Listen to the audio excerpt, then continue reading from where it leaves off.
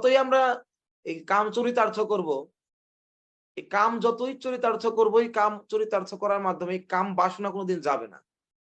ঠিক আছে বাবা, তুই এবার একজনকে ভোগ করতে চেয়েছিস, ঠিক আছে, এবার এখন স্টপ, আর না। কিন্তু এটা কখনো হবে না। দুষ্পূরণ অনলেন চ, এটা দুষ্পূরণীয় আর অনলের মতো। অনল যেমন, অনলকে কিছু দিলে অনল সবসময় পুরাতে চায়, ওকে যতই পুরাতে দিব আমরা, অনলকে যতই পুরাতে দিব, ওর ওর মাত্রা, ওর ডিমান্ড কি বাড়বে? ও না, ঠিক আছে এবার আমাকে দিয়েছে, এবার একটু থেমে যায়, একটু কমে যায়। অনলে কিছু দিলে পরে অনলের মাত্রা কমে না, ওটা বাড়ে, মাত্রা বাড়ে। যত দিবে এখন আরো বেড়ে যাবে, আরো। ভগবান কামকে বলেছে দুষ্পূরেণ অনলেন চ। অনল যেরকম দুষ্পূরণীয়, এটা যা দেওয়া হবে আরো বাড়বে। কাম হচ্ছে দুষ্পূরণীয়।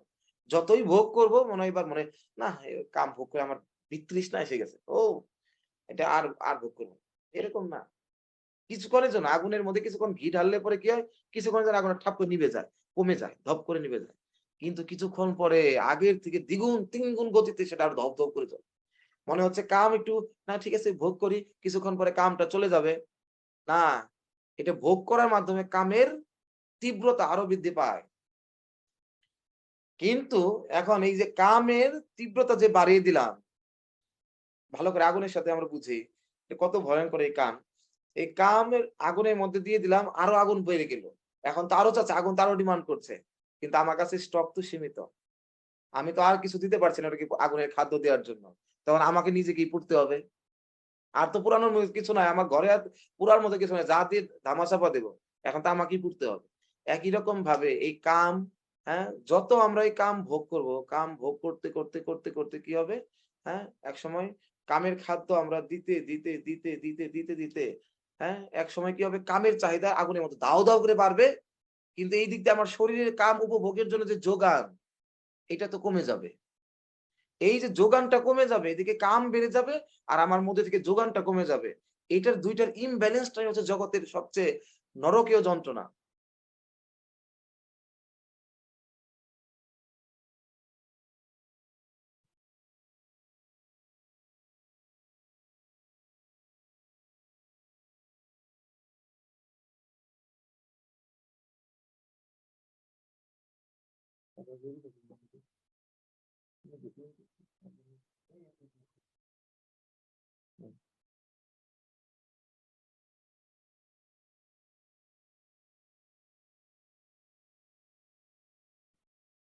এটা দুষ্পূরণীয়। তাই যদি আমরা ভাবি যে এই কামকে আমরা উপভোগের মাধ্যমে আমরা কি করব? নিবৃত্ত করব। না, সহ্য করতে পারছি না। কাম, আমার উত্তেজনা সহ্য করতে পারছি না। এটা একটু ভোগ করি। ভোগ করার মধ্যে একটু থামাই। মনে হচ্ছে থামাচ্ছি, কিন্তু এটা ভুল করলাম। একটা কন্ডু ইয়ানেনা করৈব দুঃখ দুঃখম। কন্ডুযশা রোগ হলে, চুলকানি উঠলে কি হয়? যতই আমরা সেখানে চুলকাই, ততই কি হয়? একটু শান্তি লাগছে। একটু শান্তি লাগছে। কিন্তু একটু পরে কি দেখা যায়? যখন চুলকানিটা থেমে গেলে একটু পরে দেখবে আরো সেটা প্রকাণ্ড রূপে, আরো সেটা তীব্রভাবে আমাকে জ্বালাচ্ছে। কিন্তু তখন যদি আবার একটু ঘষা দিতে যাই, আবার একটু থামবে, আরো জ্বলবে, আরো জ্বলবে। এইভাবে করে এত জ্বলবে, এবার ঘষা দিলেও জ্বলে। আর ঘষা দিলে থামে না। তো একই রকম ভাবে এই কামকে যারা, এটা হচ্ছে ইনস্যাটাইবল, এটা অতৃপ্ত। এই কাম হচ্ছে অতৃপ্ত। এটাকে কেউ সন্তুষ্ট করতে পারবে না। কোনদিন স্যাটিসফাইড হতে পারবো না। সবসময় অতৃপ্ততা থেকেই যাবে। যতই ভোগ করব ততই আমাদের ভোগ বাসনা বাড়বে। কিন্তু ভোগ বাসনা বাড়বে, তার সাথে, সাথে যখন শরীর থেকে আমাদের উপাদানগুলো যখন শরীর থেকে বের হয়ে যাবে, তো কামের এনার্জি তো তখন আর থাকবে না। যেটাতে কাম উপভোগ করব। যোগান শেষ হয়ে যাবে, আর এদিকে চাহিদা বেশি থাকবে। এখন তখন কি হয়? ক্ষুধা প্রচুর, কিন্তু খাবার নেই। আগে ক্ষুধা কম ছিল, খাবারও কম ছিল, এটা ঠিক ছিল। এখন ক্ষুধাও বেড়ে গেছে, খাবারও নেই। হরে কৃষ্ণ। হ্যাঁ? তো সেই জন্য তখন কি হবে? তখন আমাদের কিন্তু খুব যন্ত্রণার কারণ হয়ে যাবে। হ্যাঁ? যে না, তখন এই যে কামের আগুন, তখন আমরা যেহেতু কাম তখনই, যখন আর কিছু পুরানোর কিছু থাকবে না, তখন ওই আগুনটা আমাকেই জ্বালাবে। একই রকম এই কাম যখন আমি আবার উপভোগ করতে পারবো না, খাদ্য দিতে পারবো না, তখন আমার হৃদয়কে জ্বালিয়ে পুড়ে ছারখার করবে। এই হচ্ছে একটা ভয়ংকর বৈশিষ্ট্য। তার জন্য আমাদের আচার্যগণ এদের মাধ্যমে শিক্ষা দিচ্ছেন, দৃষ্টান্ত দিচ্ছেন। এই কাম কোনদিন উপভোগের মাধ্যমে নিবৃত্ত হয় না। এই কি করতে হবে? আগুন ধরেছে, যদি পারো ওর মধ্যে জল দিয়ে ওটাকে থামানোর চেষ্টা করো। যদি না পারো তাহলে সহ্য করো। হ্যাঁ? সাধু সঙ্গ করি কৃষ্ণ নাম লয় অনলে পরয়ে জয়, অনলে পরয়ে জয়। সাধু সঙ্গ করে যদি সাধু সঙ্গে যদি কেউ কৃষ্ণ নাম আশ্রয় গ্রহণ করে, একা একা কৃষ্ণ নাম করলে হবে না, আমাকে সাধু সঙ্গে কৃষ্ণ নাম যদি আশ্রয় গ্রহণ করে, তখন সেই যে অতৃপ্ত অনল, সেই অনলের মধ্যে জল পড়ে, তখন যদি যে সেটা থামে। তাছাড়া ইহারে করিয়া জয় ছাড়ানো না যায়, এই কামকে কোনোদিন জয় করা সম্ভব না। এটাকে আমি এটাকে জয় করে এটা আমি ত্যাগ করতে পারবো না। ইহারে ছাড়িয়া জয়, ইহারে করিয়া জয় ছাড়ানো না যায়, সাধু কৃপা বিনা আর নাহি কো উপায়। আর সাধু কৃপা ছাড়া এটাকে একমাত্র আর কোনো উপায় নেই। সাধুদের কৃপা কি? সাধুদের সঙ্গ। এই যে সাধুদের সঙ্গে কৃষ্ণ কথা শ্রবণ করতে পারি, কৃষ্ণ নাম জপ করতে পারি, এটাই হচ্ছে আমার জীবনের শ্রেষ্ঠ উপহার, এই কামকে নিবৃত্ত করার জন্য। আর কোনো উপায় নেই। ঠাকুর মহাশয় বলেছেন, গীতাতে ভগবান বলেছেন, একই কথা বারবার বলছেন। এই যে রোগটা, এটা হচ্ছে শ্লোকটা কি? জন্মৈথুনাদি গৃহমেদি সুখম হেতুচ্ছম কণ্ডুয়ানেন করৈব দুঃখ দুঃখম তৃপ্পন্তি নয় বহু দুঃখ ন কৃপণা বহু দুঃখ ভাজম। এই যে এই কামকে আমরা এখন তৃপ্ত করার চেষ্টা করছি ভোগের মাধ্যমে, কিন্তু বহু দুঃখ ভাজম, মনে রেখো এটা তোমার ভাগ্যে অনেক দুঃখ নিয়ে আসছে। এইভাবে তুমি যে কামকে উপভোগ করতে চাচ্ছ, বহু দুঃখ তোমার জন্য অপেক্ষা করছে, তখন আর কিন্তু সামলাতে পারবে না। হ্যাঁ, পাগল হয়ে যেতে হবে, মস্তিষ্ক বিকৃত হয়ে যাবে কামের জ্বালাতে। তো সেই জন্য কি করতে হবে? হ্যাঁ, বিষয় হে তো ধীর। ওই শ্লোকে লাস্টে কি বলছে? একই কথাই আবার রূপ গোস্বামীপাদ বলছে, বাচ বেগম মনস্য ক্রোধ বেগম জিহ্বা বেগম উদরপস্থ বেগম এতান বেগাঞ্জ বিশ্ব হে তো ধীর। প্রহ্লাদ মহারাজও বলেছেন, রূপ গোস্বামীপাদও বলেছেন, কি সহ্য করতে হবে। হ্যাঁ, তাহলে পরে সহ্যটা হবে কিভাবে? সহ্যটা হবে কিভাবে? সহ্য করার একমাত্র উপায় হচ্ছে, হ্যাঁ, আমরা কখন বাংলায় কথা বললাম, যে গরু দুধ দেয় তার লাথি খাইতে ভালো লাগে। হ্যাঁ, যে কাস্টমার আমার ব্যবসায় লাভ দেয় বেশি, নগদ নগদ টাকা দেয়, সে যদি দূরে বকাও দেয় তাও ভালো লাগে। তো এখন যদি আমরা আসলে যদি উচ্চতর রস পর্যম রসপিয়স্য পরম তিষ্ঠ নিবর্ততে, যদি আমরা উচ্চতর স্বাদ গ্রহণ করতে পারি, তাহলেই কেবল এটাকে সহ্য করতে পারবো, তাছাড়া আমাদের পক্ষে সম্ভব না। ঠিক আছে? সেজন্য উচ্চতর স্বাদ হচ্ছে কি, এই জগতের মধ্যে এই জগৎটা হচ্ছে নিকৃষ্ট জগৎ। এই নিকৃষ্ট জগতে উচ্চতর বস্তু পাবো কোথায়? এই উচ্চতর বস্তুই হচ্ছে কি? এই উচ্চতর বস্তুই হচ্ছে ভগবানের পবিত্র নাম, ভগবানের, হ্যাঁ, এই যে অন্তরঙ্গা শক্তির, হ্যাঁ, শ্রেষ্ঠ শক্তি, অন্তরঙ্গা শক্তির মধ্যে যে উৎকর্ষ, লাদিনী, সেই লাদিনী শক্তি জাত এই হরিনাম। আর এই ভগবানের ভক্তদের সঙ্গ, বৈষ্ণবদের সঙ্গ হচ্ছে, পরমানন্দ গুরু মহারাজ ছিল, ভক্তিচর স্বামী গুরু মহারাজ বলতেন যে এই বৈষ্ণবদের সঙ্গটা হচ্ছে কি, এটা হচ্ছে ভগবানের অন্তরঙ্গা শক্তি, এটা হচ্ছে সূর্যের মতো। কৃষ্ণ সূর্য এবং কৃষ্ণের ভক্তরাও সূর্য। চৈতন্যেরও ভক্তগণ পূর্ণ পূর্ণ শশী, পূর্ণ শশধর। মহাপুর ভক্ত এক একজন হচ্ছে এক একজন চন্দ্রের মতো।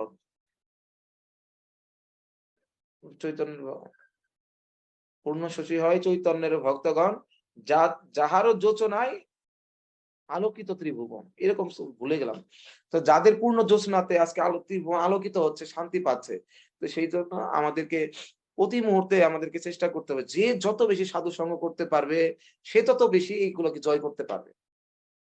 আমরা দেখি যে সঙ্গটা এই যুগের সবচেয়ে বড় বিষয়টা হচ্ছে ইউনিক, চমৎকার, এটা হচ্ছে সঙ্গ। সঙ্গের মাধ্যমে যদি অত ভালো বৈষ্ণব সঙ্গ না, যদি মোটামুটি একটা মানে খুব খারাপ ব্যক্তির সঙ্গ যদি আমরা না করি, মোটামুটি একটা সাধারণ একটা ব্যক্তির সঙ্গ করলেও এখন আমার মধ্যে কামনা ভাবনা ভাব আসছে, খারাপ কিছু চিন্তা করছি, কিন্তু একটা মোটামুটি একটা ভালো ব্যক্তির সঙ্গেও যদি আমি চলে যেতে পারি, মোটামুটি অত ভালো না হলেও মোটামুটি ভালো ব্যক্তির সামনেও কিন্তু আমি অন্তত আমার কাম বাসনাটাকে কি হয়ে যাবে, অন্তত চাপিয়ে রাখবো, তখন আর সেটা আমি চরিতার্থ করবো না। তার মানে এই ব্যক্তির সঙ্গে আসার কারণে, যে কামের কারণে আমি অসহায়, কিন্তু এই ব্যক্তির কারণে হলো, তাকে দেখানোর জন্য হলেও, তার প্রভাবে আমি কি করছি, এটাকে থেকে দূরে থাকছি, নিবৃত্ত হয়ে গেল। তার মানে একটা সাধারণ ব্যক্তিও যদি, যিনি বহিরঙ্গা বদ্ধজীব, তার সঙ্গ প্রভাবে যদি আমরা এই কামকে জয় করতে পারি, কিছুক্ষণের জন্য হলেও, যদি আমরা বৈষ্ণবদের সঙ্গ যদি করতে পারি, হ্যাঁ, হ্যাঁ, দেহে বৈশে রিপুগণ, আহ যতেক ইন্দ্রিয়গণ কেহ কারো বাধ্য নাহি হয়, শুনাইলে না শুনে কান, জানাইলে না জানে প্রাণ, স্থির হইতে না পারে নিশ্চয়। আমারও ওই মন ফিরে যেন অন্ধজন, সুপথ বিপথ নাহি মানে। আমার এই মন অন্ধের মতো কোনটা সুপথ আর কোনটা বিপথ এটা মানছে না। দেহে বসে রিপুগণ দেহের মধ্যে এমন ভাবে পরিচালনা করছে, হ্যাঁ, আমাকে যেন, হ্যাঁ, যেরকম একটা পুরুষ, এরকম রূপ গোস্বামী বলছে, একটা পুরুষ যেরকম একজন একটা একটা হস্তির মতো একটা পুরুষ যেরকম একটা নারীকে বলৎকার করে, একই রকম এই কাম ক্রোধ এগুলো আমাকে যেন বলৎকার করছে, আমাকে বলপূর্বক বলাদিব এই বলপূর্বক আমাকে কি করছে, পাপ করতে প্ররোচিত করছে। আমি অসহায় কৃষ্ণ। তো এই অবস্থায়, হ্যাঁ, কিন্তু আমি পারছি না। আমার ওই ছেলে মন ফিরে যেন অন্ধজন, অন্ধের মতো সুপথ বিপথ নাই মানে। হ্যাঁ, হ্যাঁ। তো সেই জন্য পরে সে সবশেষে ঠাকুর মহাশয় বলেছেন কি, কিবা সে করিতে পারে কাম ক্রোধ সাধকেরে, যদি হয় সাধু জনার সঙ্গ। হ্যাঁ, এই কাম ক্রোধ কি করতে পারবে এই সাধককে, যদি ওই সাধক যদি সাধু জনার সঙ্গ করতে পারে। তো সেই জন্য ভগবানের অন্তরঙ্গা শক্তি জাত এই সাধু সঙ্গ। ভগবান যে ভক্তকে, সেটা যত নিকৃষ্ট ভক্তই হোক না কেন, আমার আমাদের জীবনে কোনো না কোনো ভক্তদেরকে আমরা পাচ্ছি। আমাদের যে যাকে যে কাছাকাছি যে যাদের আশ্রয় আমরা পাচ্ছি, সে যত নিকৃষ্টই হোক, যত মানে না কোনো কোয়ালিটি নেই ঠিক মতো, এই দোষ আছে, এই হাজার দোষ থাকুক, ভাবতে হবে এই ভগবান আমাকে আমার জন্য পাঠিয়েছে, আমার জন্য পাঠিয়েছেন। তো এইটা ভেবে তাদের সঙ্গ আমাদেরকে নিতে হবে। তার থেকে লাভটা আমাকে নিতে হবে। যদি হয় সাধুজনার সঙ্গ। তো সেই জন্য এই ব্রহ্মা আদি দেবতাগণ, এই যে আমরা দেখতে পাই ভরত মহারাজ, যিনি শ্রদ্ধা, সাধু সঙ্গ, ভজন ক্রিয়া, অনর্থ নিবৃত্তি, নিষ্ঠা, রুচি, আসক্তি, ভাব স্তরে চলে গেছেন। শ্রদ্ধা, সাধু সঙ্গ, ভজনকে অনর্থ নিবৃত্তি ৪ নাম্বার স্তর হচ্ছে অনর্থ নিবৃত্তি।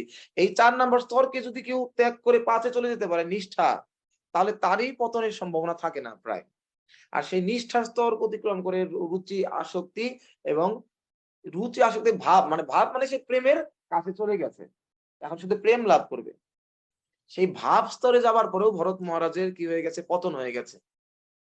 কিসের কারণে? কিসের কারণে সেই পতনটা হলো? সাধু সঙ্গের অভাবে।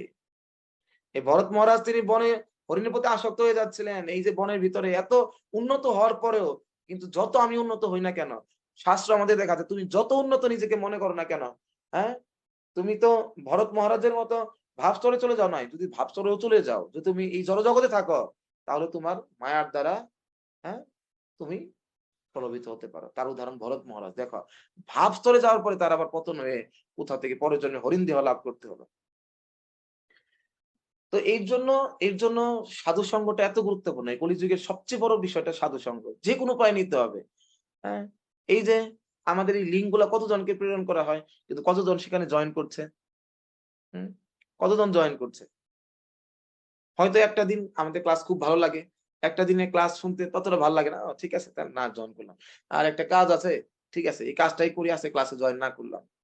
হ্যাঁ? তার মানে কতখানি এই ভগবানের কথা শ্রবণকে আমরা কতখানি সিনসিয়ারলি নিচ্ছি। ততটুকুই গুরুত্ব আমার ভক্তিকে দিচ্ছি। হ্যাঁ? তার মানে আমি এই যে প্রশ্রয় দিচ্ছি এই কামকে, এই যে যেভাবে প্রশ্রয় দিচ্ছি, এর পরিণামটা যে কতখানি ভয়াবহ হতে পারে আমরা কেউ ভাবছি না। একটা দিন সাধুসঙ্গ না করতে পারাটা, আজকে এত সহজে ঘরে বসে একটা ক্লিক করলেই আমরা সাধুসঙ্গ করতে পারি। কিন্তু সেটাতেও আমাদের কত অবহেলা, সেটাতেও কত অনাগ্রহ আমাদের কাজ করে। তো সেই জন্য, হ্যাঁ, এইটা আমাদেরকে এই বিষয়টা বুঝে আমাদের অবশ্যই, হ্যাঁ, এই সাধুসঙ্গের প্রতি, যদিও এই সাধু সঙ্গটা হচ্ছে খুব সহজে আজকে পেয়ে গেছি। কিন্তু এই সাধু সঙ্গটা যেন কখনো আমরা হালকা করে না নিই। সহজে পেয়ে যাচ্ছি বিধায় এত সহজের বিষয় না। শাস্ত্র না পড়ার কারণে আমরা এটাকে সহজে পেয়ে গেলে আমরা সহজ সরলভাবে পেয়ে গেলে এটাকে সস্তা আমি মনে করি। দুর্লভ মানস দেহ বলছে, মানব দেহ পাওয়াটাই কত দুর্লভ বিষয়।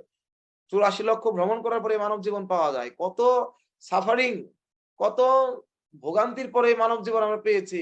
সেটা অগণিত, কাউন্টলেস। তারপরে মানব জীবন পেয়েছে। মানব জীবন কত দুর্লভ, হ্যাঁ? সুদুর্লভ বলা হয়েছে। কিন্তু বলছে দুর্লভ মানস দেহ দেহিনাম ক্ষণভঙ্গুর তত্রপি দুর্লভম মন্যে। এই তার থেকেও যদি দুর্লভ জগতে কিছু থেকে থাকে, তত্রপি দুর্লভম মন্যে বৈকুণ্ঠ প্রিয় দর্শনম। নিঃসন্দেহে মানব জীবন দুর্লভ, তার থেকেও যদি কোনো কিছু এই জগতে দুর্লভ থাকে, সেটা হচ্ছে বৈকুণ্ঠ প্রিয় দর্শনম। বৈকুণ্ঠ প্রিয়, অর্থাৎ বৈকুণ্ঠ প্রিয়কে, ভগবান শ্রীকৃষ্ণের নাম হচ্ছে বৈকুণ্ঠ। হ্যাঁ, ভগবানের নামে এক নাম হচ্ছে বৈকুণ্ঠ, তার ধামের নামও বৈকুণ্ঠ। আর তার প্রিয়কে, তার ভক্তরা। এই জগতে ভগবানের ভক্ত থেকে আর জগতে দ্বিতীয় কেউ প্রিয় নেই।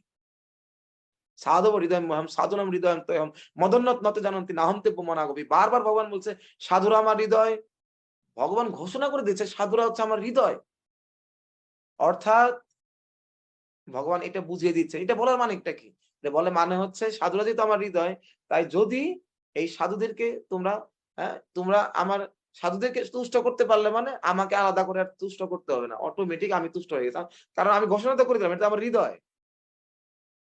তার মানে আমাকে নিয়ন্ত্রণ করে কে? এখন এখানে বসে আছি, হঠাৎ করে চলে গেলাম একটা মন চাচ্ছে, এখন চলে গেলাম একটা ডিসি পার্কে, মন চলে এসপি পার্কে। কারণ আমার হৃদয় চাচ্ছে। হৃদয় চাচ্ছে এখন। হঠাৎ করে মন চাচ্ছে কক্সবাজার চলে যায়। চলে গেল। হৃদয় হৃদয় চাচ্ছে। তার মানে হৃদয় চাইলে যেকোনো কিছু করতে পারে। তো তো এখন যদি ভগবান চাচ্ছেন এই বদমাইশকে আমি কোনদিন উদ্ধার করব না। ভগবান চাচ্ছেন আমি উদ্ধার করব না। কিন্তু ভগবানের হৃদয় যদি চায়, না আমি কি উদ্ধার করব? তাহলে ভগবান পারবেন উদ্ধার না করে?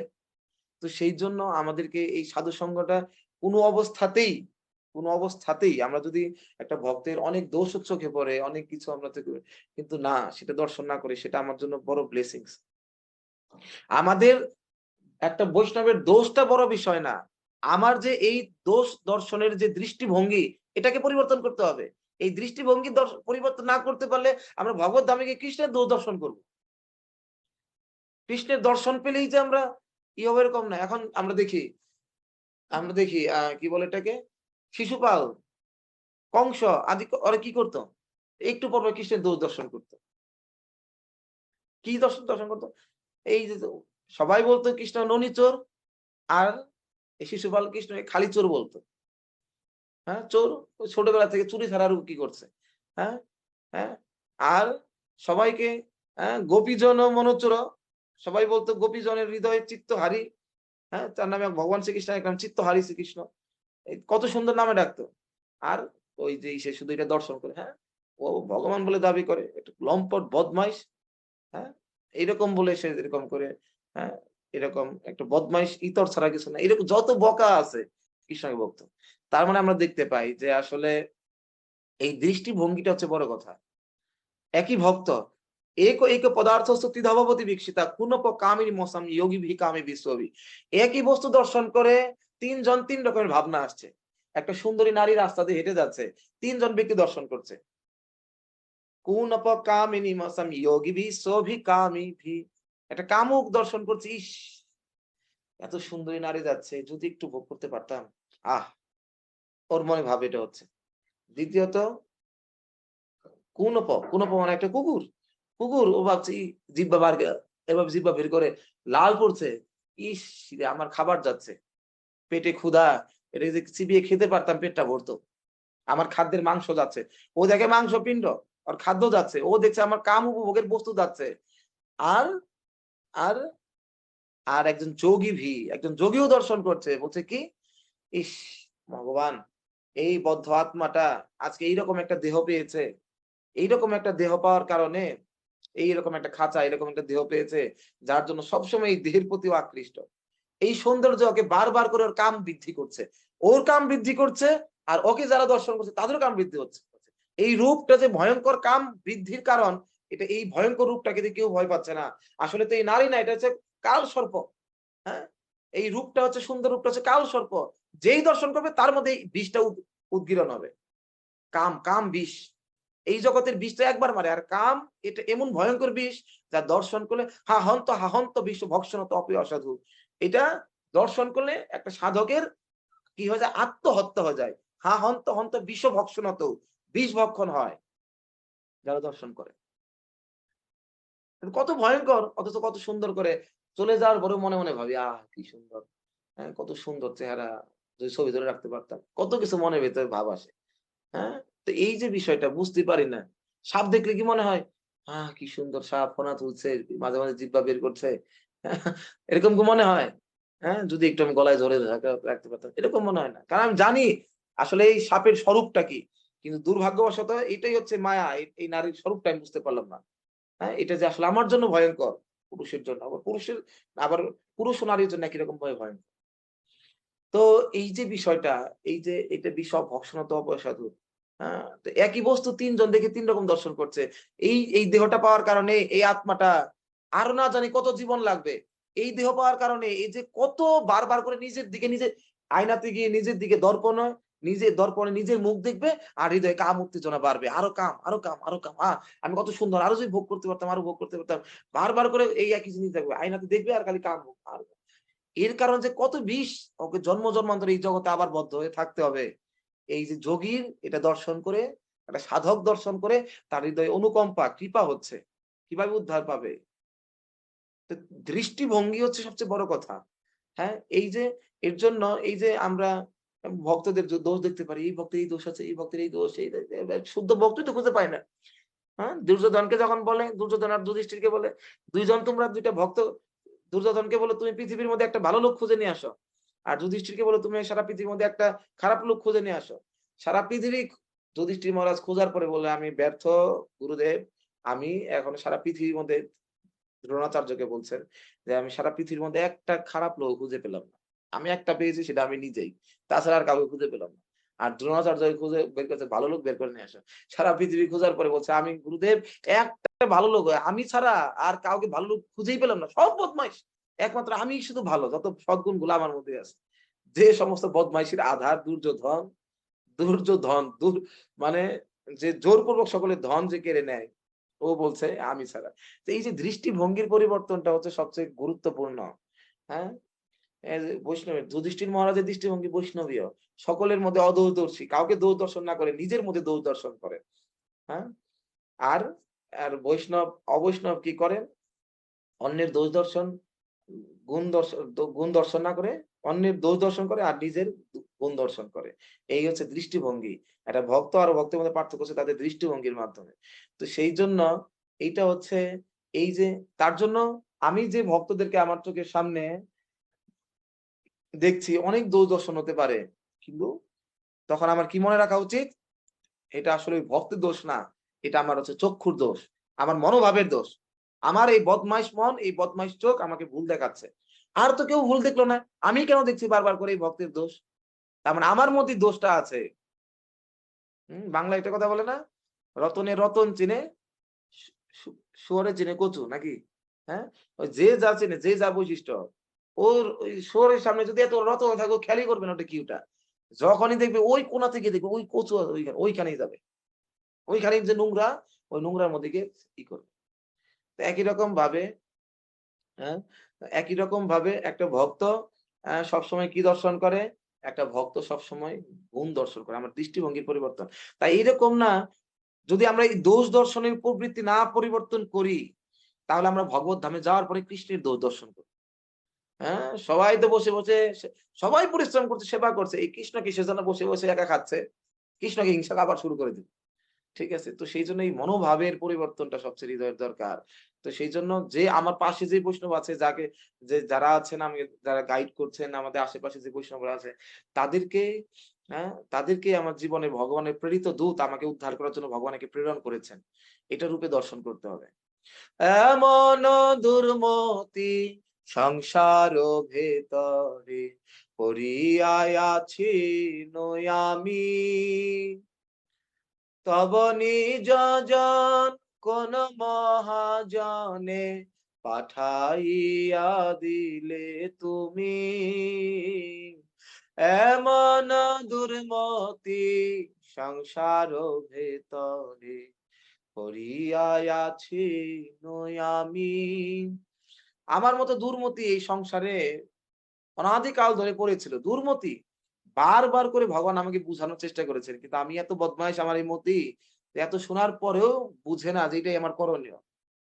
না শুনে শুনাইলে না শুনে কানে। এতবার বলছে, এতবার বোঝাচ্ছে, তারপরেও বুঝতে পারি না। আমার মতি এত খারাপ, এই বুদ্ধি, হ্যাঁ? এমনও দুর্মতি সংসারের ভিতরে পড়িয়া আছি না আমি। কিন্তু আমার এই দুর্দশা দেখে ভগবান দেখছে, এ তো কোনদিন উদ্ধার পাবে না। এ তো কোটি কল্পে উদ্ধার হবে না। হ্যাঁ? তখন কি করলেন? তো ভগবান কৃপা করে।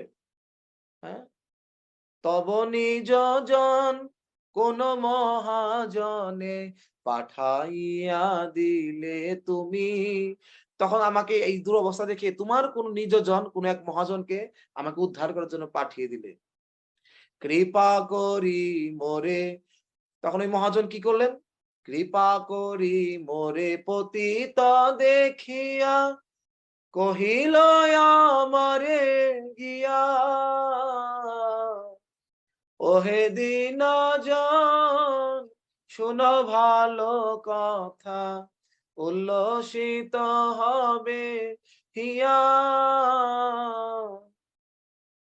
কৃপা করি, অত্যন্ত কৃপা পরবশ হয়ে আমার মতো পতিত, আমাকে পতিত রূপ, এই আমার মতো অধপতিতকে দর্শন করে পতিত দেখে আমাকে কহিল আমারে গিয়ে, আমাকে বললেন, কি বললেন? ওহে দীনজন, হে দীনহীন কাঙ্গাল, তোমার তো আসলে উদ্ধারের কোনো উপায় নেই, কিন্তু তোমাকে একটা আনন্দের সংবাদ জানাই, যেটা শুনলে তুমি অনেক উল্লসিত হবে হিয়া, তুমি হিয়ায় অনেক আনন্দ পাবে, মনে অনেক আনন্দ পাবে। কি? কি? আমি দুঃখের সাগরে পড়ে আছি, আর কি আনন্দের বার্তা আপনি আমাকে শোনাবেন?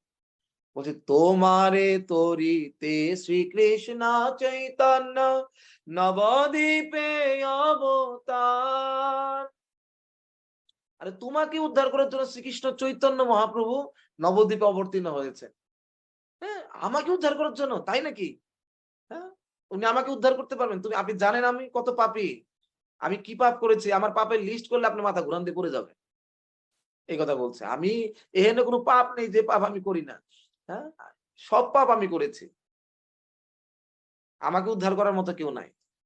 বলছে তোমাকে উদ্ধার করার মতো কেউ নাই, তুমি কি জগাই মাদাই থেকেও বড় পাপী হয়ে গেছো?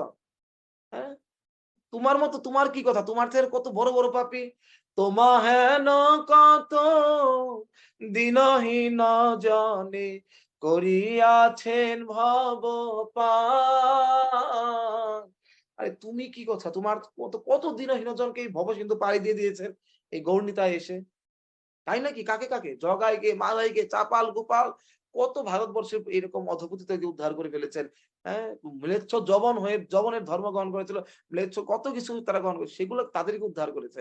রূপ গোস্বামী, সনাতন গোস্বামী, সাকর মল্লিক, এটা কি হয়ে গেছিল? কোন ধর্ম গ্রহণ করেছিল? কোথা থেকে তাদেরকে সর্বশ্রেষ্ঠ বৈষ্ণব রূপে পরিগণিত করেছেন? তোমার মতো কি কত বড় বড় রাজা জমিদার বিষয়, হ্যাঁ, হ্যাঁ, প্রভু কহে কৃষ্ণ কৃপা বলিষ্ঠ সভা হইতে তোমায় কারিল বিষয় বিষ্ঠা গর্ত হইতে। এই সমস্ত বিষয়রূপ বিষ্ঠাতে যারা পতিত হয়েছিল, যে সমস্ত আহ যে সমস্ত বিষয়ের কীট, তাদেরকে আজকে উঠিয়ে মহাপ্রভু কি করেছেন? হ্যাঁ, রৌরবকারী মরে বৈকুণ্ঠে চড়ালে, তাদের রৌরবের নর কীট ছিল, বৈকুণ্ঠে চড়িয়ে দিয়েছেন। হ্যাঁ, কত বড় বড় জমিদার, রাজা জমিদার বিষয়ের প্রতি আকৃষ্ট ছিল, কত কামুক, লক্ষ্য হীরা, যে স্বয়ং মায়াদেবীর অবতার, সেই লক্ষ্য হীরা পর্যন্ত উদ্ধার পেয়ে গেল। মায়াদেবী, যিনি সবাইকে মায়ের দ্বারা মোহাচ্ছন্ন করে, সেও এই নামে এই ভক্তের সঙ্গে উদ্ধার পেয়ে গেল। তুমি আর কি কথা, তাই নাকি? এত বৃত্তান্ত শোনার পরেও তখন আমার মনে একটা আশা জাগলো, দেখি না, তাহলে হয়তোবা আমার উদ্ধার হতেও পারে। সে কথা শুনিয়া আসিয়াছি না তোমার চরণ তলে। হে নাথ, সেই কথা শুনে আজকে আমি তোমার চরে আশ্রয় গ্রহণ করেছি। হ্যাঁ, তো ভকতি বিন কাঁদিয়া কাঁদিয়া আপন কাহিনী বলে। আর ভক্তিবিনোদ ঠাকুর এই হরিনাম করছেন আর কান্না করে করে নিজের পাপের কাহিনীগুলো স্মরণ করছেন আর কৃষ্ণকে জানাচ্ছেন, এই পাপ করেছে কৃষ্ণ আমি, আমার কি উদ্ধার হবে? তোমার ভক্তের কথায় প্রতিজ্ঞা তব গোবিন্দ নামে ভক্তা প্রণশ্যতি ইতি সংস্মৃতা সংস্মৃতা। হ্যাঁ, হে কৃষ্ণ, তুমি প্রতিজ্ঞা করেছো তোমার ভক্তের কোনো বিনাশ নাই, তোমার ভক্তের বাক্য কোনোদিন বৃথা যেতে পারে না। সেইটাকে বিশ্বাস করে ইতি সংস্মৃতা, বারবার করে তোমার সেই, তোমার কথা না, তোমার ভক্তের কথাকে স্মরণ করে আমি বিশ্বাস করে আমি আজকে তোমার চরণে শরণ গ্রহণ করেছি। জানি তুমি আমাকে রক্ষা করবে। কারণ তোমার ভক্তের কথা এটা। ভক্তকে তুমি কথা দিয়েছো। ভক্ত আমাকে কথা বলে দিয়েছে। আর তুমি অন্তত পৃথিবী উল্টে গেলেও তোমার হাজার কিছু, তুমি তোমার প্রতিজ্ঞা ভক্তকে রক্ষা করার জন্য, ভক্তের মান রক্ষা করার জন্য তুমি তোমার যেকোনো প্রতিজ্ঞা ভঙ্গ করতে পারো, তা তোমার দাপট লীলাতে তুমি বারংবার দেখিয়েছো। তুমি ভীষ্মদেবে বলেছে যুদ্ধ করবে না, তুমি ভীষ্মদেবকে মারো। ভীষ্মদেব বলেছে তোমাকে আমি অস্ত্র হাতে ধরাবো। ভগবানের ভক্ত ছিলেন। তার প্রতিজ্ঞা, ভগবান বলেছে অস্ত্র ধরবো না, কিন্তু ভগবানকে বাধ্য করেছেন বিশ্বদেব, কারণ তার ভক্তির দ্বারা। অর্জুনকে রক্ষা করার জন্য, বিশ্বদেবকে তার কথা রাখার জন্য, উভয় ভগবান তার প্রতিজ্ঞা ভঙ্গ করেছেন। ভগবান রণক্ষেত্র ছেড়ে পালিয়ে চলে গেছেন, হ্যাঁ, কাকে কৃপা করার জন্য, নামটা কি ভুলে গেলাম, মহারাজ, ভুলে গেল। তো এইভাবে করে আমরা দেখতে পারি যে ভগবান কত কৃপা। তো সেই জন্য আমি সেখানে এসেছি। তো সেই জন্য আমাদেরকে সাধু সঙ্গ, এটা আমাদের জীবনের কৃষ্ণের সর্বশ্রেষ্ঠ আশীর্বাদ রূপে দর্শন করতে হবে। হ্যাঁ, যদি খালি সাধুদেরকে দোষ না ধরতে পারি, কারো কোনো নিন্দা নাই কৃষ্ণ কৃষ্ণ বলে, অজে অচৈতন্য সে জিনিবে কোহেলে। যদি কোনো বৈষ্ণবের নিন্দা না করে, দোষ দর্শন না করে, শুধু কৃষ্ণ নাম করি, তাহলে সে সে ভগবান চৈতন্য মহাপ্রভুকে জয় করে নিবে। ভগবান মহাপ্রভুকে জয় করে নিবে, চৈতন্য মহাপ্রভু, ভগবান তার দ্বারা পরাজিত হয়ে যাবে, মহাপ্রভু তার কাছে অনায়াসে লাভ করে ফেলতে পারবে। মহাপ্রভু যে ভগবানকে জ্ঞানে প্রয়াস মুদপাস্যনমন্ত এব জীবন্তি সৎমুখরিতম ভবদীয় বার্তাম স্থানে স্থিতা শ্রুতিগতম তনুবাং মনোভীর যে প্রায় সজিত জিতপি অসৌ ত্রৈলোক্যম। যে ভগবানকে কোটি কোটি জীবনের জ্ঞানের দ্বারা, বেদের 4 বেদ স্বরদর্শন, কোন জ্ঞানের দ্বারা যে ভগবানকে লাভ করা যায় না। হ্যাঁ, প্রভু কহে কোটি ব্রহ্ম জ্ঞানে যে মুক্তি নয়, যে কোটি কোটি কোটি জীবন ধরে এই ব্রহ্ম জ্ঞান লাভ করেও, হ্যাঁ, এই ব্রাহ্মণ দেহ লাভ করে, এই ব্রহ্ম জ্ঞান লাভ করে যে মুক্তি লাভ হয় না। হ্যাঁ,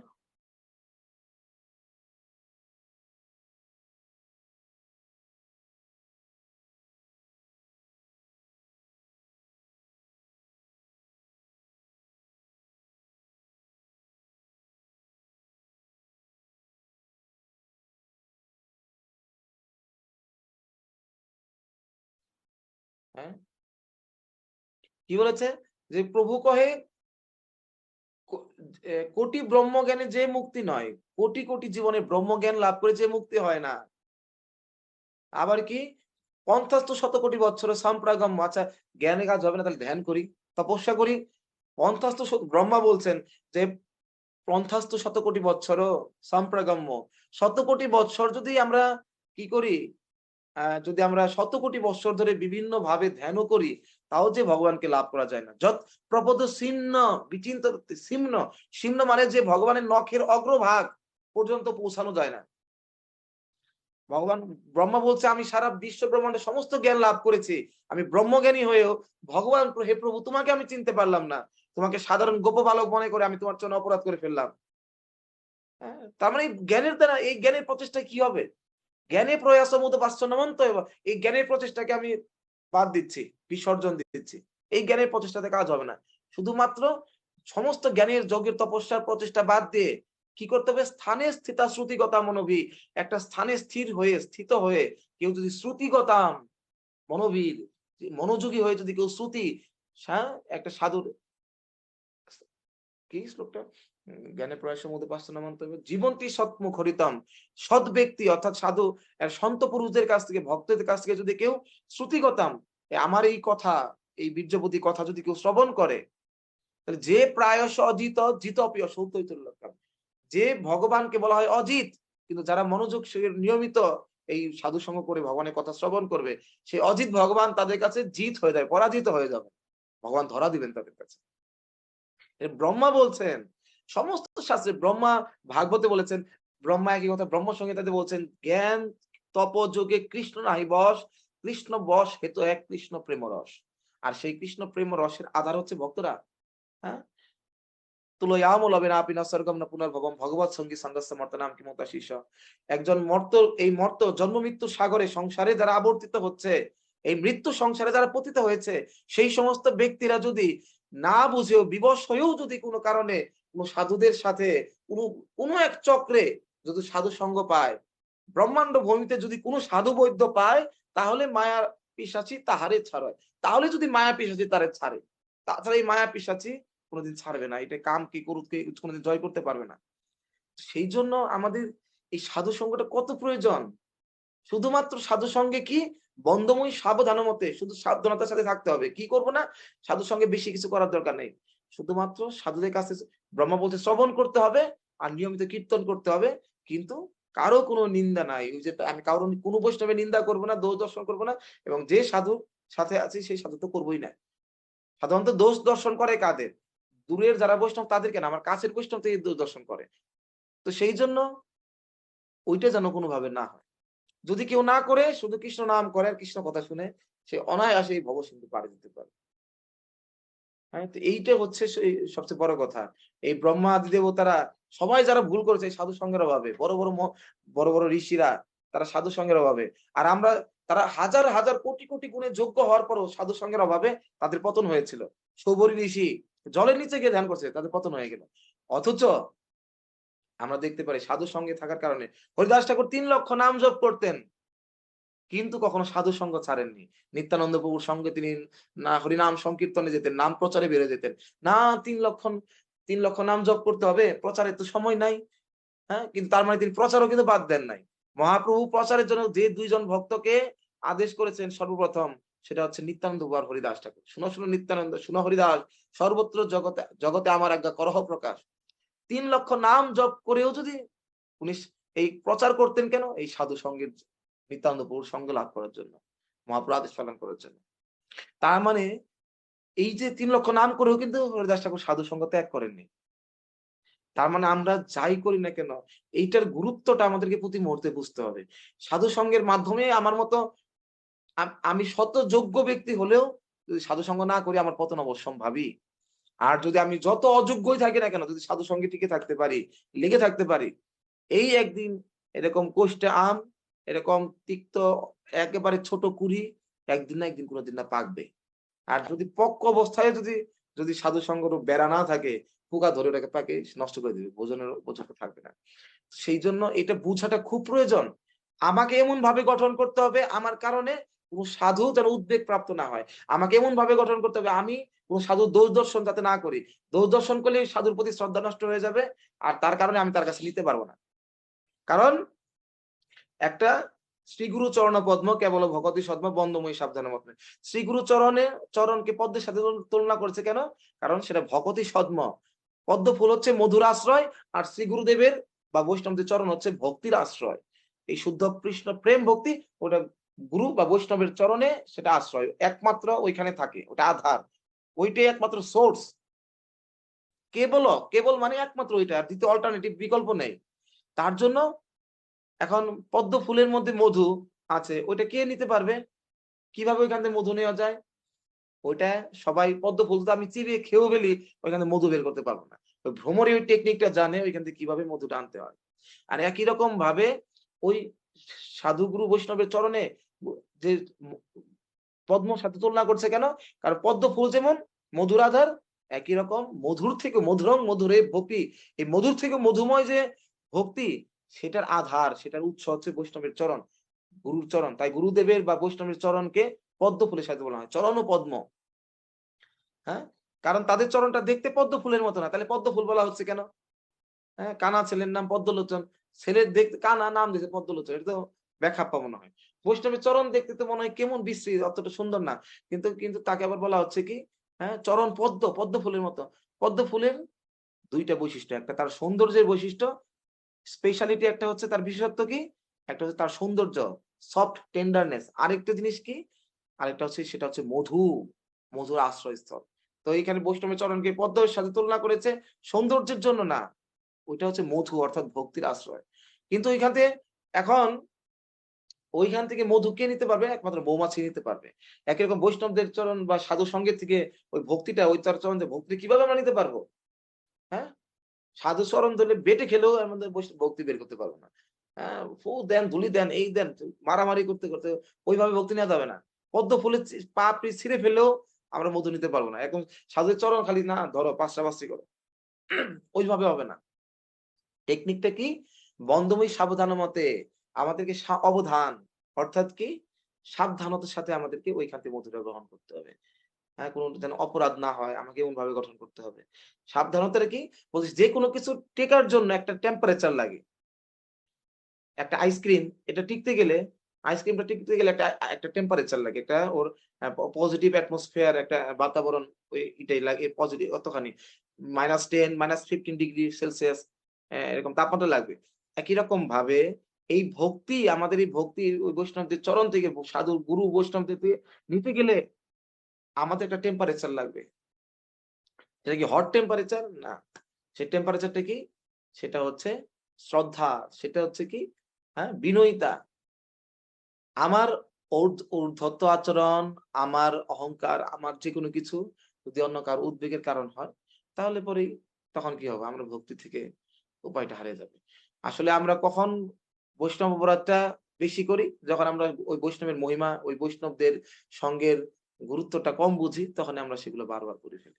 তো সেইজন্য আমাদের বারবার করে আমাদের শাস্ত্র অধ্যয়ন করা উচিত। এটির গুরুত্বটা কতখানি এটা বুঝা উচিত। এবং আমাদের সে যত যাই হোক, আমাদেরকে এটা বুঝে, ঠিক আছে? আমি না খেয়ে মরতেছি। ওই সময় যদি হ্যাঁ, না খাওয়া থেকে চিড়া খাওয়া তো খারাপ না।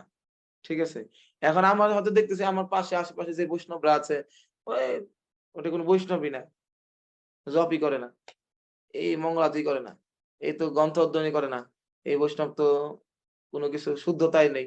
এই নেই, সেই নেই, কত কিছু নেই।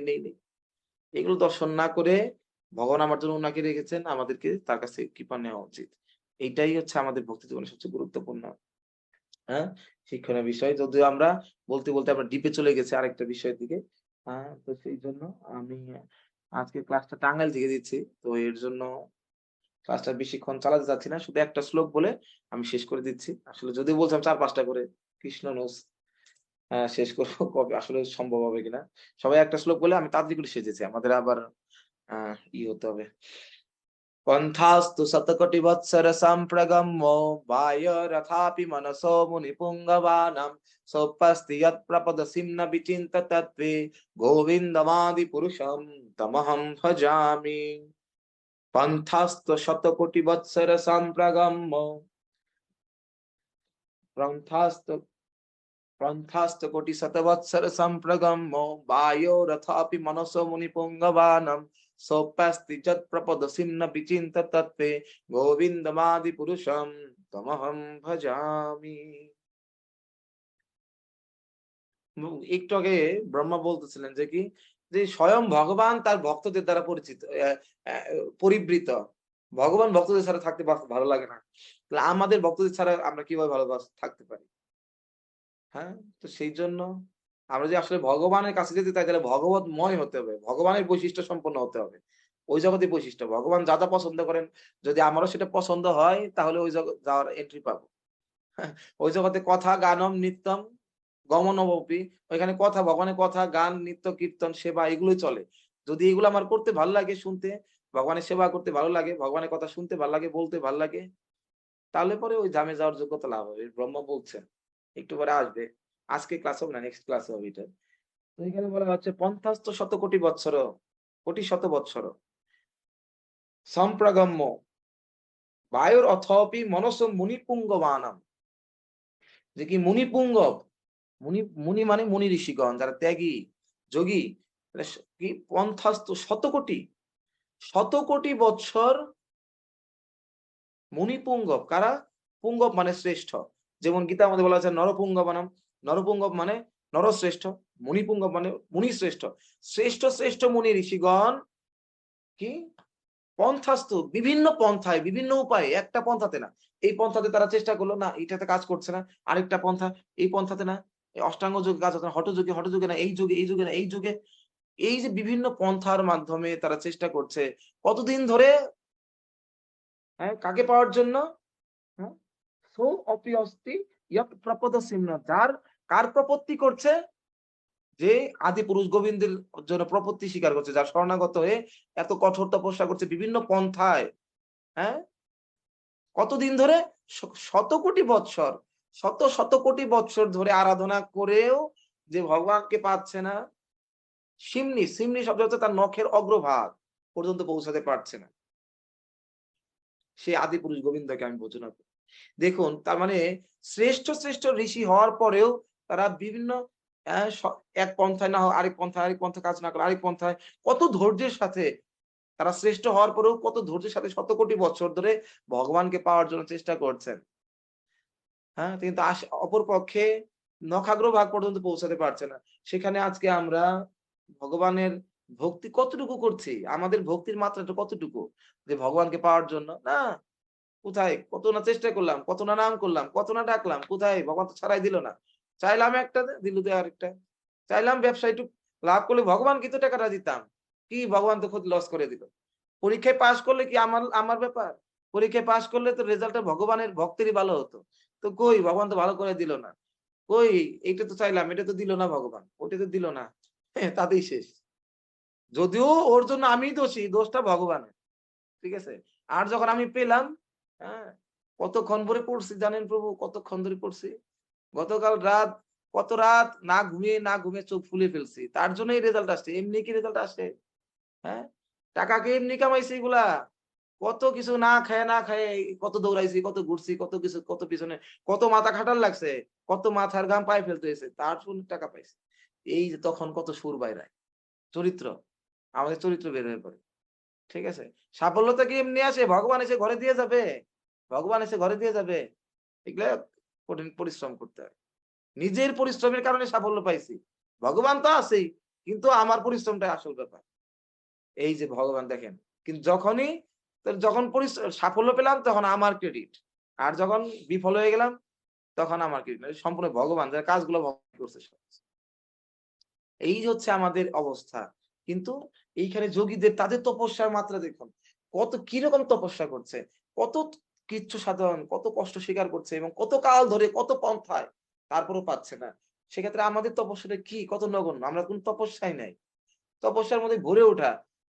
তারপরেও সেটা ১ দিন উঠলে ৫ দিন উঠতে পারি না। ঠিক আছে? মানে শোচনীয় অবস্থা। ঠিক আছে? একদিন যদি ৭ দিন পরে একদিন ভরে উঠতে পারি, মোবাইলের এক হাতে জপমালা আরেক হাতে মোবাইল। প্রভু হরে কৃষ্ণ। হ্যাঁ? আপনি ঘুমে থেকে উঠছেন। আজকে জপ করতে হবে। জপের importance, the importance of chanting holy the holy name. জপের গুরুত্ব কি বুঝতে হবে। তারপরে আবার ১ সপ্তাহ পরের সপ্তাহ যাদের সাথে দেখা হবে সবাইকে বলে বেড়াবো যে, "প্রভু আসলে গতকাল ভোরে যা ঠান্ডা পড়ছিল, হ্যাঁ? তার মানে জানিয়ে দিলাম আমি গতকাল ভোরে ঘুমের থেকে উঠছি।" কিছু মানে ঠান্ডায় চোখে দেখি না কি কাঁপাকাঁপি মানে মানে আমি ঘুমের থেকে উঠছি আমার জাহির করতেছি। আর গত ৭ দিন আর ভজন সাধন নিয়ে কথা না। যেই কয়দিন উঠি নাই। সেই কয়দিন প্রভু কি করছি? ওই কয়দিন গ্রন্থ প্রচারে গেছি। প্রভু গ্রন্থ প্রচারই সর্বশ্রেষ্ঠ। প্রচারটাই শ্রেষ্ঠ।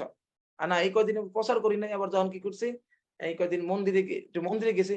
আসলে আমরা প্রচার করি যাই করি মন্দিরের সাথে সম্পর্ক না থাকলে আসলে কোন কিছু ঠিক নাই। মন্দিরে যেতে হবে আমাদেরকে। মানে আসলে এই মন্দিরে যাওয়াও শ্রেষ্ঠ না, জপ করাও শ্রেষ্ঠ না, মঙ্গল আরতি ওঠাও শ্রেষ্ঠ না, আর এই যে গ্রন্থ প্রচারও শ্রেষ্ঠ না। শ্রেষ্ঠ হচ্ছে আমি। যখন যেটা করি সেটাই শ্রেষ্ঠ। সব ওইটা চেষ্টা করে আমি শ্রেষ্ঠ বিধায়। এই ভক্তি-টক্তি কিছু শ্রেষ্ঠ না। জপও শ্রেষ্ঠ না, কোন কিছুই শ্রেষ্ঠ না। এই মঙ্গল আরতিই শ্রেষ্ঠ না। এই হচ্ছে আমাদের মিথ্যা অহংকার দিয়ে বেঁটে নিজে আমি মিথ্যা অহংকার পিষিয়ে আমি খাচ্ছি অন্যদেরকে খাওয়াচ্ছি। এই অবস্থা। কিন্তু এতে করে ভক্তি দূষিত হয়ে যাচ্ছে। তো সেই জন্য আমাদেরকে অবশ্যই ধৈর্যশীল হয়ে নিষ্ঠাবান হয়ে, হ্যাঁ? এই ব্রহ্মসংহিতা শত কোটি বছর ধরে কি তপস্যা করছে? অষ্টাঙ্গ যোগ, যম, নিয়ম, প্রাণায়াম, প্রত্যাহার, আসনা, যম, নিয়ম, আসন, যম, নিয়ম, আসন, প্রাণায়াম, প্রত্যাহার, ধারণা, ধ্যান, সমাধি। এরকম ভাবে তারা তপস্যা করছে। যম মানে কি? যম মানে বিধি। কি করতে হবে? নিয়ম মানে নিষেধ। বিধি মানে কি করতে হবে? ডুস আর নিয়ম মানে ডোন্ট কি করা যাবে না। কি নিয়ম ছিল? ডুস তাকে আগে এই তপস্যা করতে গেলে আগে কি করতে হবে? গৃহত্যাগ করতে হবে, আত্মীয়-স্বজনদের ত্যাগ করতে হবে, সব আহার ত্যাগ করতে হবে। বিভিন্ন ত্যাগ এই বিভিন্ন কিছু এগুলো করতে হবে। আর ডোন্ট, ডোন্ট কি? কি করা যাবে না? বলছে তাদেরকে আ আ তাদের কি করা যাবে না?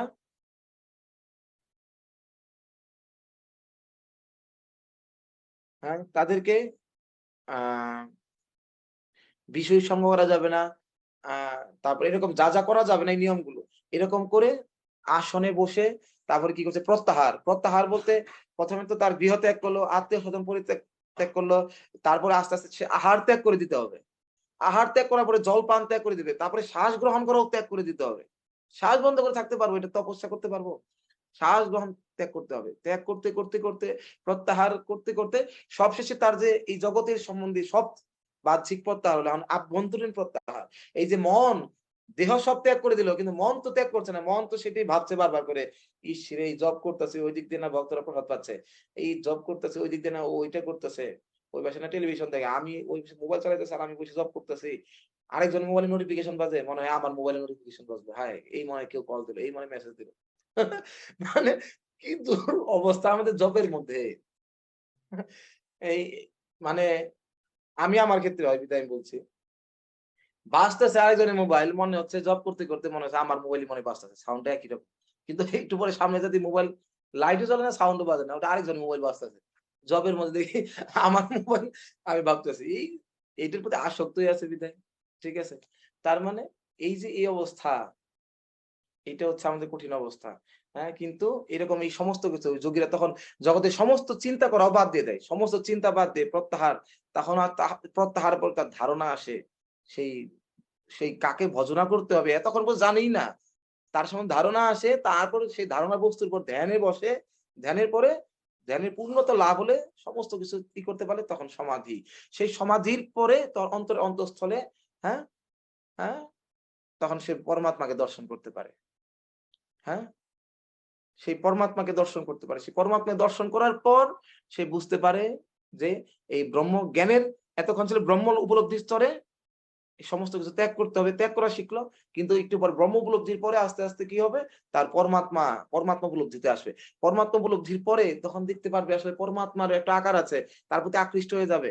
তখন সে ভগবত উপলব্ধি শুরু হবে। অর্থাৎ ভক্তিযোগ শুরু হবে তারপরের থেকে। আজকে আমাদের ভগবান কত কৃপা করে এই অষ্টাঙ্গ যোগের এগুলো না পেরিয়ে, এগুলোকে না প্র্যাকটিস করেই আজকে আমরা সরাসরি ভক্তি স্টার্ট করার সুযোগ পেয়েছি। সরাসরি হরিনাম করার সুযোগ পেয়েছি।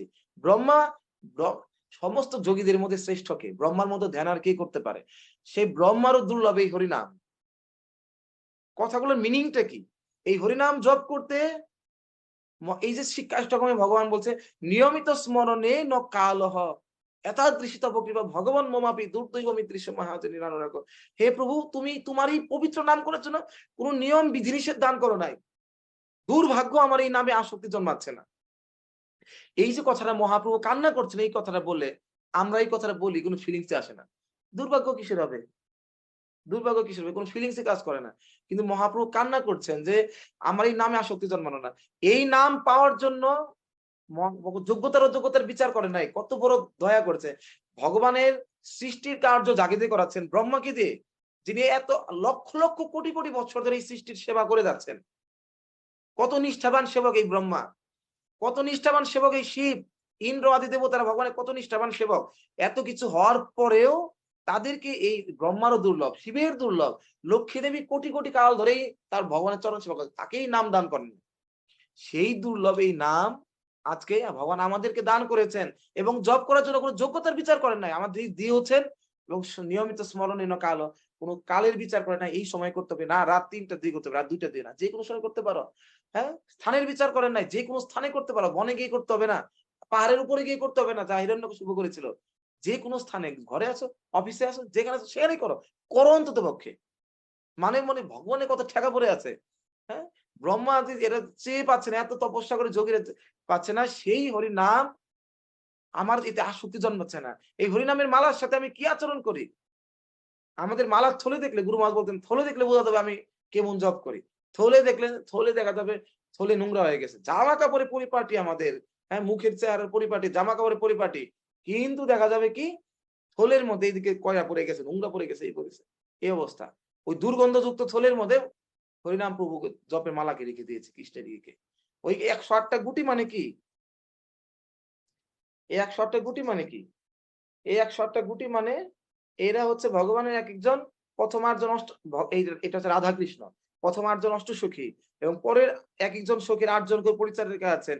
এরকম আরো ৬৪ জন। এরকম করে প্রত্যেকেই ভগবানের মহান ভক্ত। তো ভগবান আর ভগবানের ভক্তকে এমন একটা থলের মধ্যে যে দুর্গন্ধযুক্ত, যেখানে সেখানে তাকে আবার কি রাখি? হ্যাঁ? বিগ্রহকে যত্ন করছি, সুন্দর করে খাট পালঙ্ক সুন্দর করে বানিয়ে রাখছি। আর ভগবানের নামরূপ বিগ্রহ তাকে আমরা যেখানে সেখানে ফেলে রাখি। যেখানে সেখানে কি আচরণ করি? মুসড়ে-টুসড়ে এরকম জপ থলের অবস্থা করি। মানে মানে এটা যেন মানে আমার কাছে জব, এটা তো জব থলে না, এটা আমার হচ্ছে রুমালের মতো ব্যবহার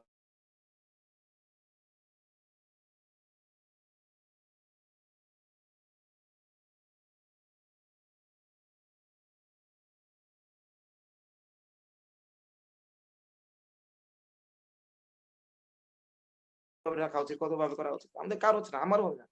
আমার হয় না। আমি এই আমার অবস্থার দুর্গতি দেখে আমি বলছি, অন্যেরটা না। তো সেইজন্য হ্যাঁ, তো এইজন্য বুঝা উচিত যে না, ভগবান কত অনুকম্পা, কত কৃপা করে এই নাম, এই ভক্তিযোগটা দান করেছে। যে ভক্তিযোগ অষ্টাঙ্গ যোগের পরে কেউ জানতে পারে কি না পারে। আত্মার আমশ্চ মুনয় নির্গ্রন্থ পৌরক্রমে কুর্বন্তি হয়তো কিম ভক্তিম ইত্থাম্বুদ গুণহরি। একটা শ্লোকের উপর মহাপ্রভু ৬৪টা ৫৬টা না ৬৪টা, ৫৬টা না ৬৪টা একটা শ্লোকের উপরই আত্মারাম, এই শ্লোকের উপর তিনি ব্যাখ্যা দিয়েছেন আত্মারাম শব্দের। তাহলে কত গুরুত্বপূর্ণ। এই শ্লোকে বলা হয়েছে কি, যারা আত্মারাম, যারা জগতের সমস্ত নির্গ্রন্থি অপিউরক্রমে সমস্ত গ্রন্থি বন্ধন থেকে মুক্ত হয়ে গেছে, তাদের আর কোনো আকাঙ্ক্ষা নাই, কোনো চাওয়া পাওয়া নাই, সমস্ত প্রলোভন থেকে মুক্ত হয়ে গেছে। হ্যাঁ, নির্গ্রন্থি মুক্ত হয়ে যাওয়ার পরে মুক্ত হয়েও কিন্তু কুর্বন্তী হয়তো কিম ভক্তি, তারাও এই ভক্তির যোগ যখন ভগবানকে দেখে তখন তারা ভক্তির যোগ করতে চায় না, আমি ভগবানের সেবা করব। তাদের আত্মারামত্ব পথ ত্যাগ করে তারা ভক্তি যোগ করতে চায়। হ্যাঁ, তো সেই জন্য তাহলে এই ভক্তিটা কত দুর্লভ একটা বস্তু। কোটি, হ্যাঁ, মানুষ, কোটি জ্ঞানীর মধ্যে একজন মুক্ত, কোটি মুক্ত মধ্যে দুর্লভ, হ্যাঁ, এক কৃষ্ণ ভক্ত। এই কোটি কোটি মুক্তদের মধ্যে একজন দুজন এই ভক্তি লাভ করার সুযোগ পায়। কোটি কোটি কোটি মানুষের মধ্যে থেকে দুই একজন যোগ সাধন করে। আবার এরকম কোটি কোটি যারা যোগ সাধন করে তাদের মধ্যে একজন দুজন মুক্ত হয়। আর কোটি কোটি এরকম মুক্তিদের মধ্যে মুমুক্ষু, মুক্তিকামী, তাদের মধ্যে দুই একজন এই ভক্তি লাভ করতে পারে। আর সেই ভক্তি ও প্র্যাকটিস করতে পারে। তো সেই ভক্তির প্র্যাকটিস কোনো কিছু না করে আমরা করতে পারছি। এই হরিনাম আমরা পেয়েছি, এই ভক্তি করার সুযোগ পেয়েছি। কারণ, কারণ ভক্তের কারণে, ভক্তদের কৃপায়, বৈষ্ণবদের কৃপার কারণে। শিল প্রভুপাদ এবং শিল প্রভুপাদের নিজের জন, তাদের কৃপাতে। কিন্তু আমরা তাদের চরণ অপরাধ করছি, তাদেরকে অবজ্ঞা করছি, এই আচরণ করছি। আর এই যে হরিনাম সর্বশ্রেষ্ঠ এই কলিযুগের সম্পদ, এটার সাথে আমরা কেমন ব্যবহার করছি। তো এর কারণে আসলে এত কিছু পাওয়ার পরেও আমাদের দুর্দৈব, আমরা বুঝতে পারছি না।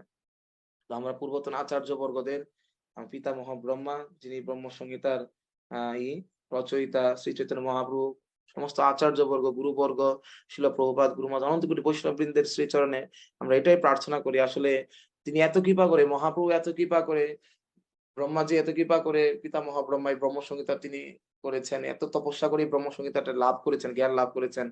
মহাপ্রভু কৃপা করে দক্ষিণার্থে গিয়ে সেই ব্রহ্ম সংহিতা তিনি নিজে হাতে লিখে নিয়ে এসেছেন আমাদের জন্য। এই মহাপ্রভু, আপনি তো কষ্ট করে লিখে এনেছেন আমাদের জন্য, যে আমার হৃদয়ের পরিবর্তন আমি যদি না পড়ি, আমার হৃদয়ের পরিবর্তন না হয়, ভগবান আপনি সেই গোলক ছেড়ে এই জগতে এসে এটা আমার জন্য লিখেছেন। আমি যেন পড়ি, আমি যেন পড়ে এটা আমি বুঝে আমার হৃদয়কে পরিবর্তন করি। তাই হে প্রভু এত কৃপা করেছেন, আরো কৃপা করুন, আশীর্বাদ করুন। আচার্য বর্গদের চরণে আশীর্বাদ ভিক্ষা করি আমরা, যাতে করে, হ্যাঁ, তারা আমাদেরকে এই শক্তি দান করেন, যাতে করে আমরা এই কলির ভয়ঙ্কর প্রভাবকে, হ্যাঁ, থেকে মুক্ত হতে পারি, প্রতিহত করে আমরা যাতে ভগবানের অহৈতুকী ভক্তির দিকে, যে মহামূল্যবান রত্ন এই ভক্তি জীবন, এই ভক্তি করার সুযোগটা দিয়েছেন, এই ভগবানের নামটা দিয়েছেন। আর সবচেয়ে ভগবানের শ্রেষ্ঠ উপহার এই কলিযুগের জন্য, ভগবানের শ্রেষ্ঠ উপহার কি? ভগবানের ভক্তি, ভগবানের নাম, আর ভগবানের ভক্ত। ভক্তি, ভগবানের নাম, আর ভগবানের ভক্ত। এই তিনটা শ্রেষ্ঠ উপহার গোলক বৃন্দাবনের সবচেয়ে তিনটা মূল্যবান সম্পদ: ভক্তি, ভগবানের নাম, ভগবানের ভক্ত। এই তিনটা মূল্যবান সম্পদ ভগবান এই এই গোলকের সবচেয়ে দামি সম্পদ, সেটা এই জগতে তিনি দিয়েছেন। তো ভগবান এই তিনটা সম্পদকে আমরা আশ্রয় করতে পারি, যথোপযুক্ত ব্যবহার করতে পারি, তাহলেই যদি আমরা আমাদের মতো অযোগ্য ব্যক্তিরা কোনোদিন ভগবত ধামে ফিরে যাওয়ার মতো দুঃসাহস, হ্যাঁ, বা এরকম কৃপা যেতে পারে। এই তিনটার উপর আমরা সকলে যত্নশীল হই, আমরা গুরুবর্গদের কাছে প্রার্থনা করি, যাতে এই তিনটা বস্তু, এই তিনটা ব্যক্তির উপর যাতে আমাদের আসক্তি জন্মায়, শ্রদ্ধা জন্মায়। হ্যাঁ, রতি না জন্মিল কেন তাই, আমাদের যে রতি জন্মাচ্ছে না, এদের প্রতি যেন আমরা রতি জন্ম গ্রহণ করি। হরে কৃষ্ণ কৃষ্ণ কৃষ্ণ হরে হরে, হরে রাম রাম রাম হরে হরে। শ্রী ব্রহ্ম সংহিতা কি, জগৎগুরু শিল প্রভুপাদ কি, অনন্ত গুরু বৈষ্ণব বৃন্দ কি, স্বামী গৌর ভক্তবৃন্দ কি, তাই গৌর প্রেমানন্দে হরি বল। নমো ব্রহ্মণে দেবায় গো ব্রহ্মণিতায় চ, জগদ্ধিতায় কৃষ্ণ গোবিন্দায় নমঃ। বাঞ্ছাকল্পতরু বৈষ্ণব বৈষ্ণব চক্রাম পাবনে বৈষ্ণব। সবাইকে অনেক অনেক ধন্যবাদ। কালকের ক্লাসে যত সময় থাকার জন্য অনুরোধ করছি। আমি এখন আর কোনো প্রশ্ন নিতে পারছি না। যদি কার কোনো প্রশ্ন থাকে আপনারা লিখে রাখবেন, কালকে ক্লাসে দিব। আর মন্তব্য নিচ্ছে না, আমাকে এখন রওনা হতে হচ্ছে। ঠিক আছে, সবাইকে অনেক অনেক ধন্যবাদ। সকলে ভালো থাকবেন। আর যদি কিছু ভুল বলে থাকি বা কোনো কিছু কষ্ট পেয়ে থাকেন আমাকে মার্জনা করবেন। হরে কৃষ্ণ। বাঞ্ছাকল্পতরুভ্যশ্চ কৃপা সিন্ধুভ্যশ্চ পতিতানাং পাবনেভ্যো বৈষ্ণবেভ্যো বৈষ্ণবেন্দ্র কি, জগদীশ্বর প্রভুপাদ কি স্বামী। আর হরি বল। আমি আসলে মূলত আশা হচ্ছে আমাদের দীর্ঘদিন মন্দিরে আমাদের দীর্ঘদিন ধরে মন্দিরে আমাদের একটু অর্থনৈতিকভাবে একটু সমস্যা চলছে। আসলে বেশ কিছুদিন ভালো চলছিল, আবার কিছুটা অর্থনৈতিক ভগবানের সমস্যায় চলছে বিধায় তো আসলে গত ৪-৫ মাস ধরে আমাদের এই সমস্যাটা চলছে। যার জন্য আমাদের আ আ গত মন্দিরের, যদিও আসলে আপনারা আমাদের ফ্যামিলির মেম্বার বিধায় বলছি। আসলে লাইভ প্রোগ্রাম বলা উচিত না। লাইভটা আমি অফ করে দেই। তো যার জন্য আমরা হুম।